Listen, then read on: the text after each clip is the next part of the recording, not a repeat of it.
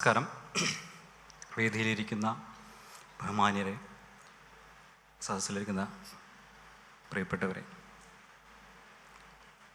ആദ്യമായിട്ട് ഇങ്ങനെയൊരു വേദിയിൽ നിങ്ങളോടൊപ്പം സംസാരിക്കാനും സംവദിക്കാനും ഒക്കെ ഒരവസരമുണ്ടായതിൽ സന്തോഷം, നന്ദി. ഇതിനായിട്ട് ഇങ്ങനൊരു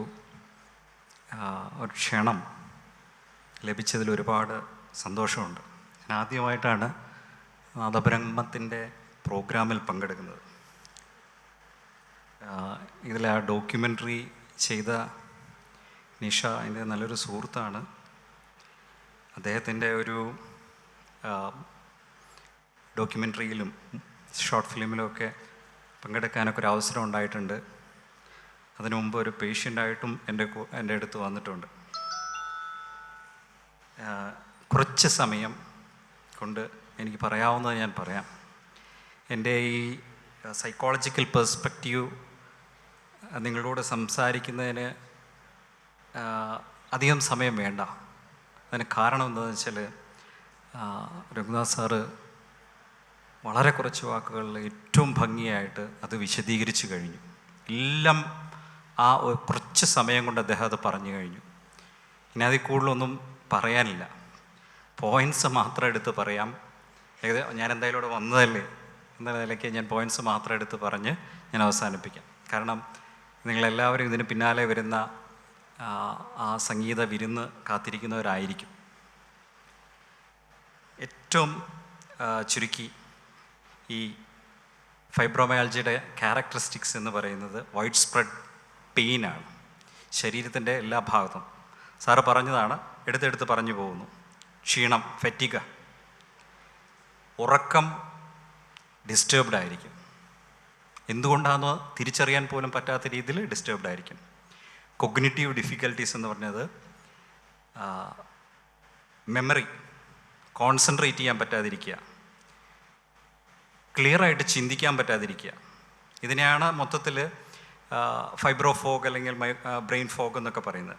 പിന്നെ മറ്റ് സിംറ്റംസ് തലവേദന, irritable bowl syndrome, anxiety, depression. മിക്കവാറും പേഷ്യൻസൊക്കെ നമ്മളുടെ അടുത്ത് വരുന്നത് ഡിപ്രഷനൊക്കെ ആയിട്ടാണ് പലപ്പോഴും നമ്മുടെ മുന്നിൽ അത് അവതരിപ്പിക്കപ്പെടാറ്. ഇനി ഇതിൻ്റെ ഒരു സൈക്കോളജിക്കൽ പെർസ്പെക്റ്റീവ്, ഞാൻ നേരത്തെ പറഞ്ഞ പോലെ ആൻസൈറ്റി, ഡിപ്രഷൻ, സ്ലീപ്പ് ഡിസ്റ്റർബൻസ്, ഇതായിരിക്കും പലപ്പോഴും നമ്മുടെ മുന്നിൽ, പ്രത്യേകിച്ച് ഡോക്ടേഴ്സിൻ്റെ മുന്നിലൊക്കെ അവതരിപ്പിക്കുക. പലപ്പോഴും കൂടെയുള്ളവർക്ക്, അതിൽ അദ്ദേഹത്തിൻ്റെ ഹസ്ബൻഡ് പറയുന്ന തുടക്കത്തിൽ എനിക്കിത് തിരിച്ചറിയാൻ സാധിച്ചില്ല എന്ന് പറഞ്ഞു. പലപ്പോഴും തിരിച്ചറിയാൻ തന്നെ ബുദ്ധിമുട്ടായിരിക്കും ഇതിനകത്ത്.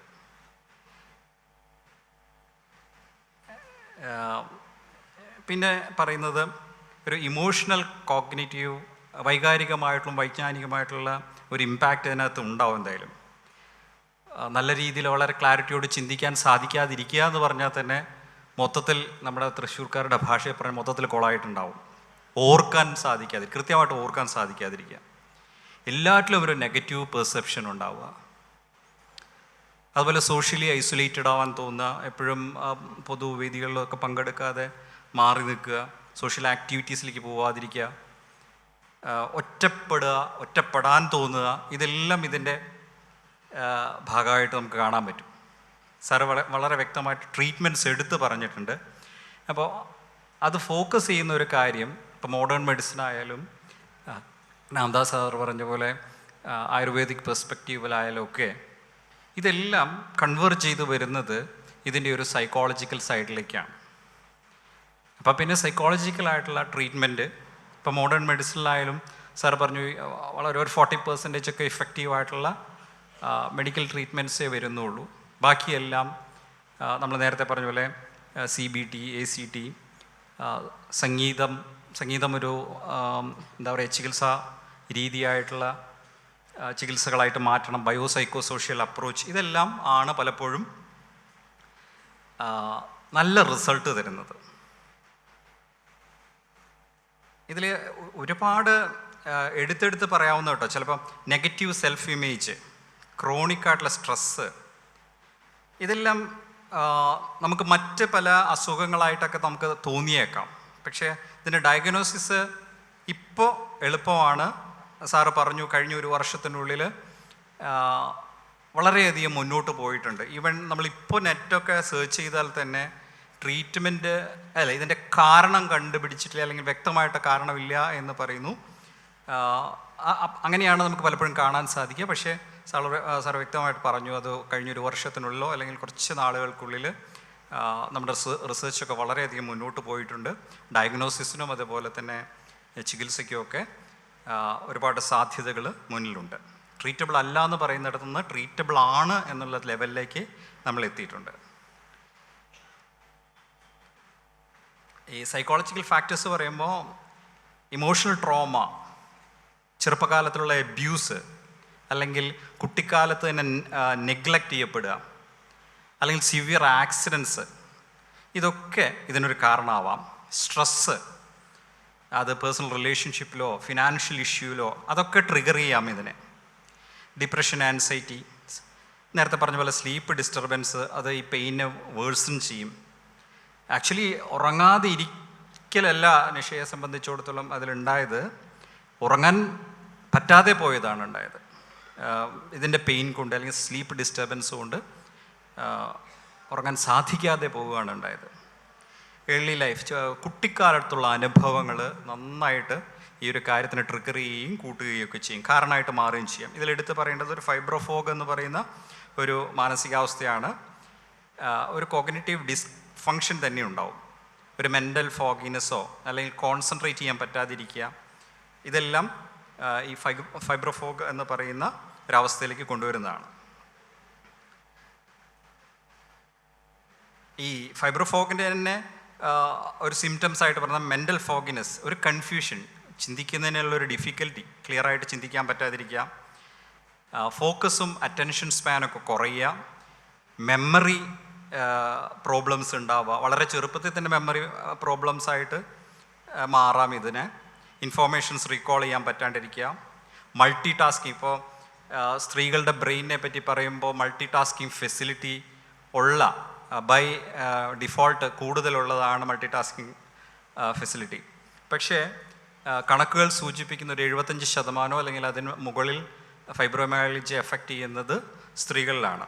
അപ്പോൾ ആ മൾട്ടി ടാസ്കിങ്ങിനെ ഇഫക്റ്റ് ചെയ്യുന്നുണ്ട്. ലാംഗ്വേജിൽ തന്നെ പ്രോബ്ലം ഉണ്ടാവാറുണ്ട്. കൃത്യമായിട്ടുള്ള വാക്ക് ഉപയോഗിക്കാൻ സാധിക്കാതിരിക്കുക, കൺവെർസേഷൻസ് എല്ലാം ഫ്ലുവൻ്റായിട്ട് കൊണ്ടുപോകാൻ പറ്റാതിരിക്കുക. ഇനി ഇതിനെ മാനേജ് ചെയ്യാനായിട്ട് വളരെ വ്യക്തമായിട്ട് പറയാം, rest and sleep, regular exercise, mental stimulation, അത് പസിൽസോ ബ്രെയിൻ ടീസേഴ്സൊക്കെ ഉപയോഗിക്കാം, സ്ട്രെസ് മാനേജ്മെൻറ്റ് ടെക്നിക്സ്, ഇതെല്ലാം മാനേജ് ചെയ്യാനായിട്ട് ഉപയോഗിക്കാം. ഇത് ഏത് രീതിയിൽ ബാധിക്കുന്നു എന്ന് ചോദിച്ചാൽ ഡെയിലി ലൈഫിനെ വളരെ വളരെ വ്യക്തമായിട്ടും വളരെ ഹാർഷായിട്ടും അത് എഫക്റ്റ് ചെയ്യും, പ്രത്യേകിച്ച് ഈ ബ്രെയിൻ ഫോഗൊക്കെ.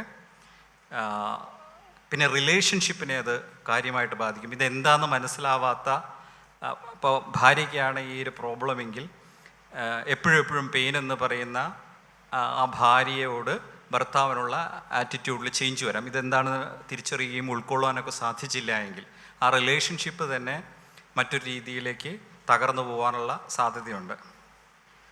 ഞാനിപ്പോൾ പോലീസിൻ്റെ ഡൊമസ്റ്റിക് കോൺഫ്ലിക്റ്റ് റെസൊല്യൂഷൻ യൂണിറ്റിലാണ് വർക്ക് ചെയ്യുന്നത്. അപ്പോൾ ഒരു ദിവസം 5-6 ഫാമിലി ഇഷ്യൂസിനെ ഫേസ് ചെയ്യുന്നുണ്ട്. ഞാൻ ഇത്രയും കാലങ്ങൾക്കുള്ളിൽ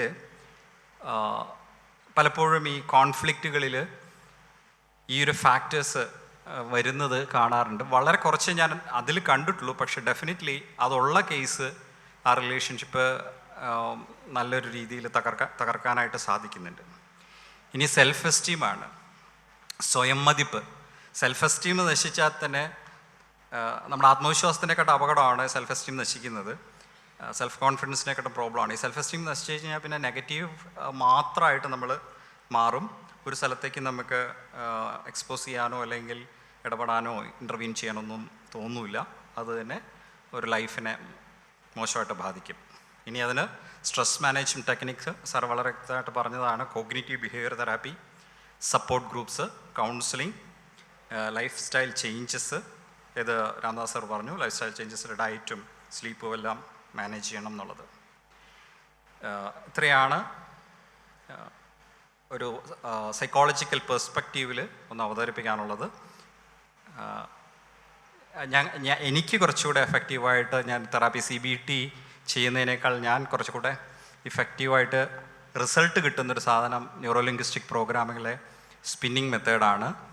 ആക്ച്വലി ഞാനത് പ്ലാൻ ചെയ്താണ് ലൈവ് ഡെമോ ഒക്കെ ചെയ്യണമെന്ന് വിചാരിച്ചിട്ട്, പക്ഷേ സമയപരിമിതി കൊണ്ട് വേണ്ടെന്ന് വയ്ക്കുന്നു. നിങ്ങൾക്കൊക്കെ എല്ലാവർക്കും ചെയ്യാൻ സാധിക്കുന്നൊരു കാര്യമാണ്. അപ്പോൾ പിന്നീട് എപ്പോഴെങ്കിലുമൊക്കെ അത് ചെയ്യാം. കുറേ കൂടെ ഇഫക്റ്റീവാണ്. ഒരു 10-20 മിനിറ്റൊക്കെ ഉണ്ടെങ്കിൽ നമുക്ക് ഏത് പെയിൻ മാനേജ് ചെയ്യാം, പ്രത്യേകിച്ച് ഫൈബ്രോമയാൾജിയിലെ പെയിനൊക്കെ മാനേജ് ചെയ്യാനായിട്ട് ഇഫക്റ്റീവാണ്. Thank you so much. ഒരിക്കൽ കൂടി ഇങ്ങനൊരു അവസരം ഉണ്ടായാലും നിങ്ങളോടൊക്കെ സംസാരിക്കാനുള്ളൊരു അവസരം ഉണ്ടായാൽ സന്തോഷം. നന്ദി. Thank you so much.